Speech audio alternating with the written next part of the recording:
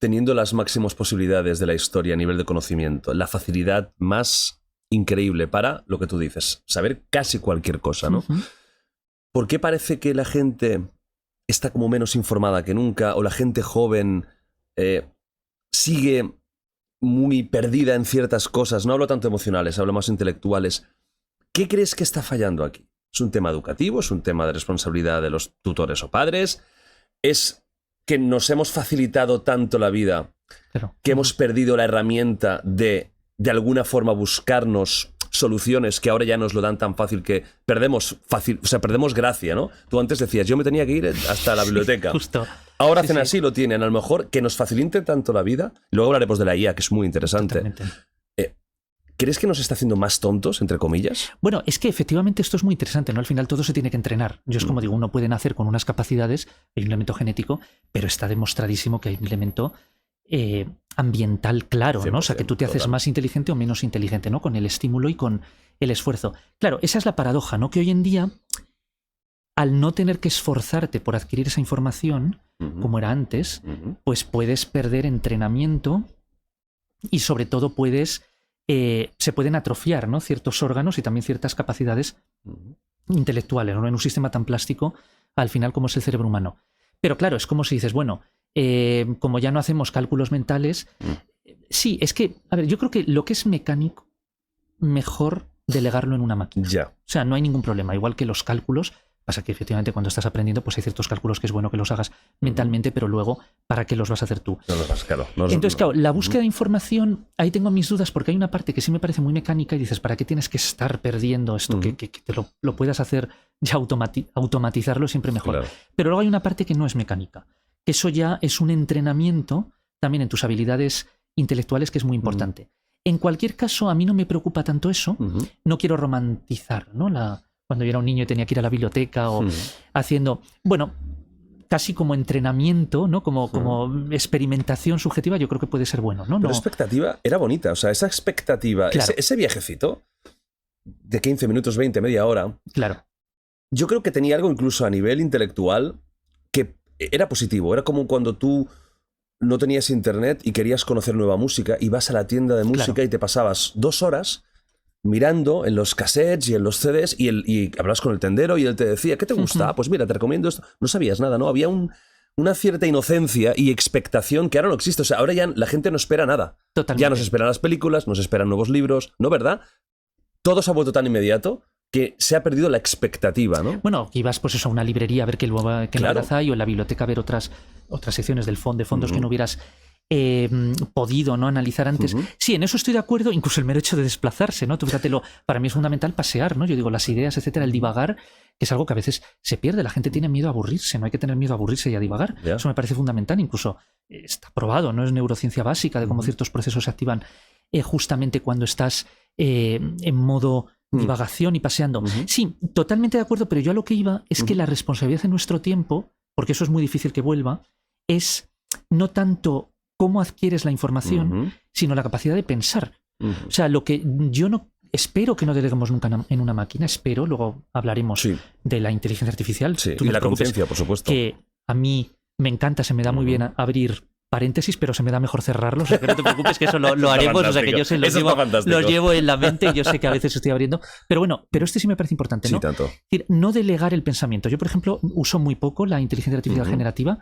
Para tareas mecánicas sí, pero para lo que es ideas y pensar, no.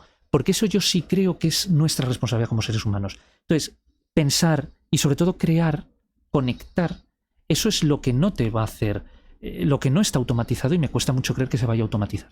Luego lo discutiremos, ¿no? Porque es un problema casi filosófico. Sí. Entonces, hay elementos del pasado que yo creo que ya no van a volver, que claro, tenían aspectos positivos. Entrenabas ese músculo mental, por así decirlo, y podías desarrollar ciertas habilidades cognitivas, ciertas capacidades intelectuales. Pero bueno, hoy en día yo creo que lo que tenemos que enfocarnos, o sea, las podemos concentrar en algo mucho más elevado, que genera más valor, en algo mucho más profundo en el fondo, que es el pensar, ¿no? Y esto es lo que yo creo que es lo propio de los seres humanos, no la tarea automática, ¿no? Porque incluso tú tienes la información, pero contrastarla ya es pensar. Eso es lo que nos corresponde hoy, también nos correspondía antes, evidentemente, no Claro. ha sido siempre lo que se ha hecho, pero hoy, dado que el otro prácticamente lo hemos externalizado a máquinas, yo es cierto que, claro, uno también es rehén de su tiempo, ¿no? Entonces a mí me sigue gustando el libro, palpar. Sí, la página, Sí, el olor. incluso no leo casi.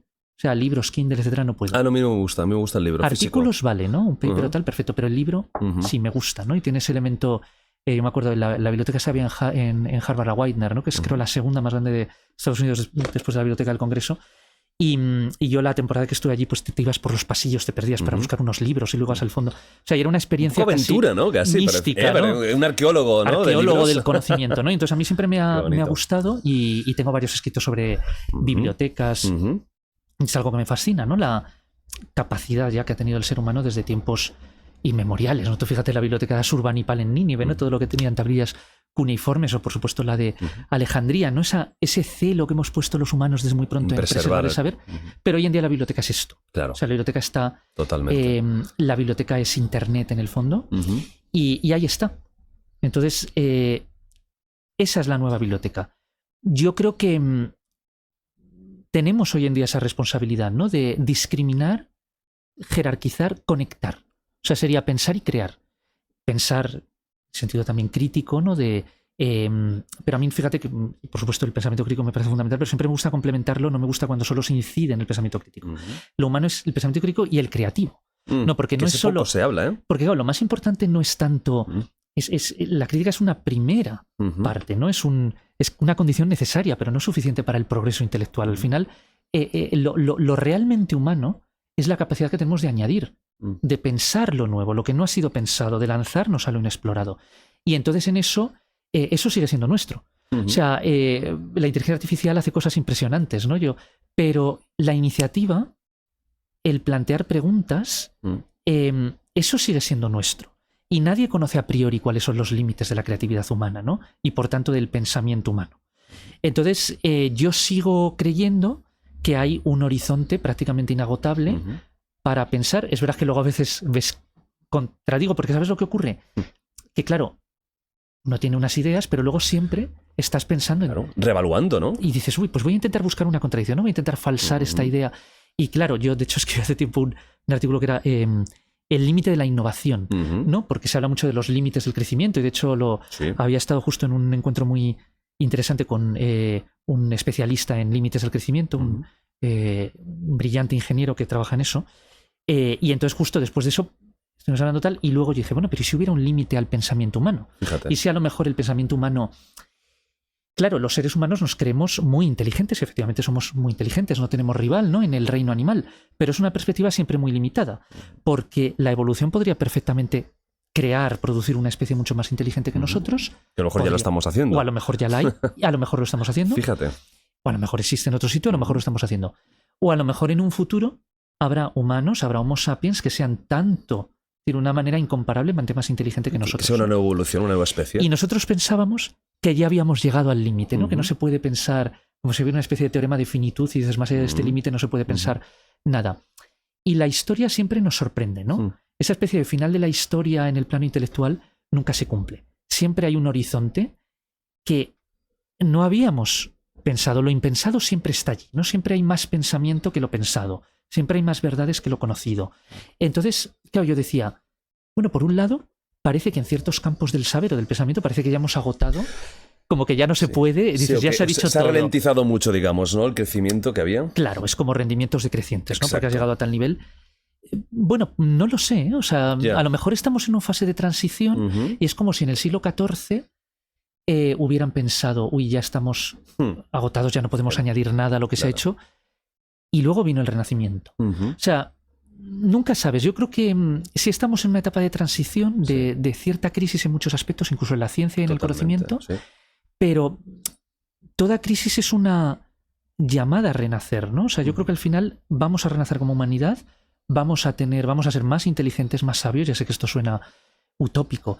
Bueno, miremos a la historia, por eso no nos centremos en fluctuaciones, miremos al promedio, y yo creo que hay algo que todavía las máquinas, por mucho que está avanzando la inteligencia artificial generativa y etcétera, no llegan a tener, que es esa chispa, esa iniciativa, que es en el fondo la creatividad.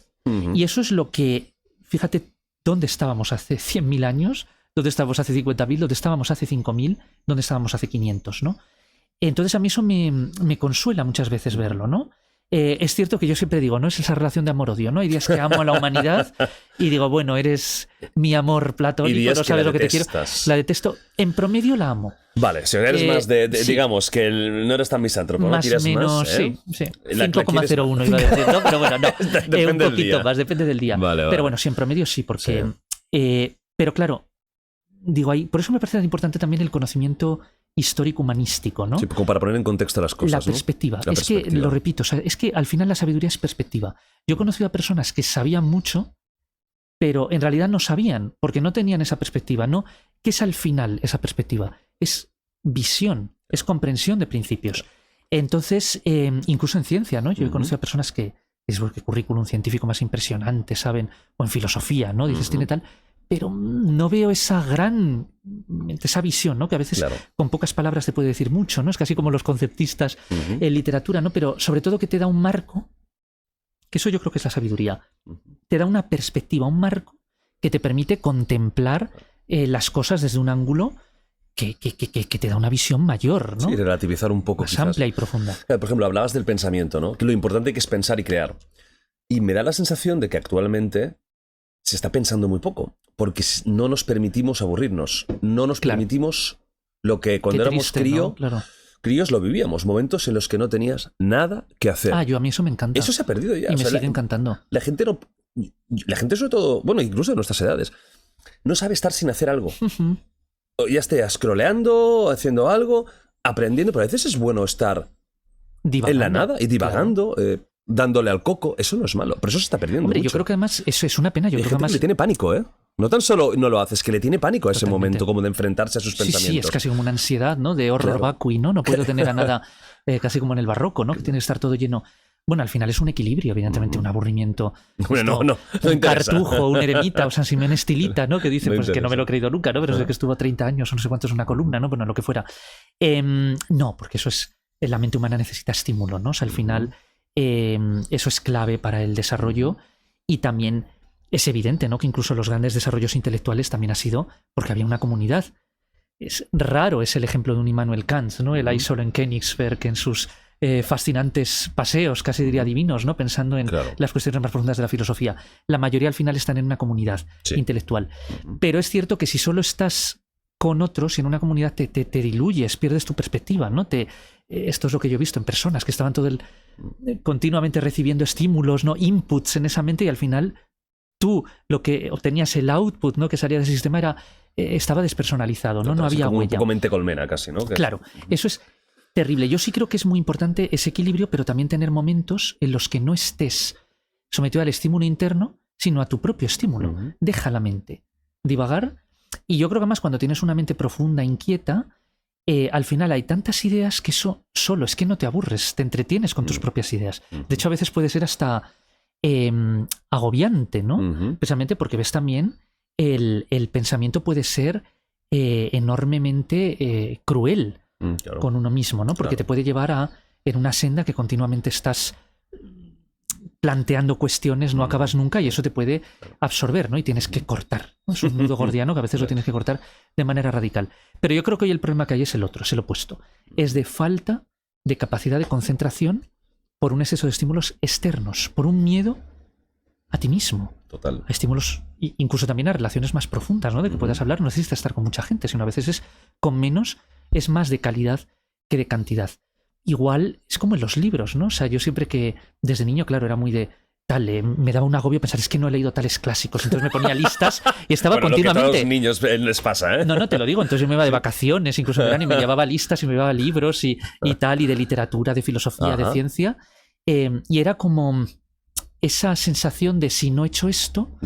Es como que no estoy suficientemente preparado, no he llegado a donde la humanidad ha llegado. Que eso tampoco es una buena forma, porque es un agobio que es innecesario. Pero bueno, yo siempre he sido como muy exigente, ¿no? Es una autoexigencia enorme. Decir, entonces, claro, si la humanidad ha producido todo esto en lo que se supone que ha brillado de manera casi inconmensurable, y me lo estoy perdiendo, comparable, no me lo puedo perder, ¿no? Ahora estoy más reconciliado conmigo mismo, ¿eh? Sí, no te preocupes. Pero claro, durante mucho tiempo estaba en eso y es el otro extremo, ¿no? Es decir, que pasas demasiado tiempo contigo mismo, leyendo mucho, ensimismado en tus pensamientos, y dices, no, tienes que salir y tienes también que ver la realidad y estímulos externos positivos. Al final la verdad es el equilibrio, como en casi todo, ¿no? No todo, pero en casi todo. Y en este caso sí, yo creo que vuélcate al mundo. El tema de las redes sociales no... La verdad es que yo no estoy prácticamente, ¿verdad? O sea que no... Muy poco, ¿eh? Eso de Instagram y tal, hay por ahí un perfil, pero vamos, no lo uso casi nunca. No, porque además no quiero... Igual que no quiero delegar el pensamiento en una máquina, no quiero hacerme esclavo de las redes sociales. Entonces prefiero... Yo ahí soy más casi de cortar por lo sano, ¿no? Claro. Pero bueno, al final tienes tú que controlarte, ¿no? Es una responsabilidad que tienes. Yo también tuve que aprender a controlarme con los libros, ¿no? Esa voracidad enorme, o sea, yo lo pasaba a veces muy mal, ¿no? Porque era decir, estímulos y cosas que me decían que me parecían interesantes y dices, ¿cómo no he podido?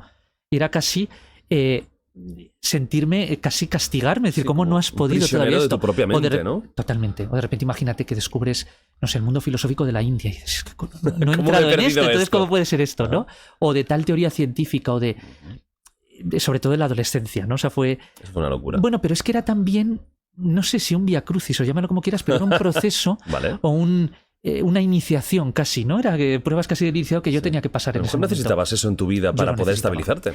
Claro, yo no me... Sí, o sea, no me arrepiento y no he sido infeliz, ¿no? Como muchas veces...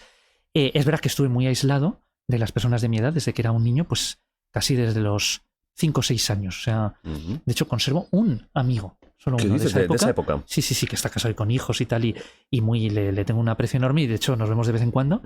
Y claro, pero hay un momento como, yo recuerdo como los 5 o 6 años que prácticamente rompí, a ver, este es casi la excepción, ¿no?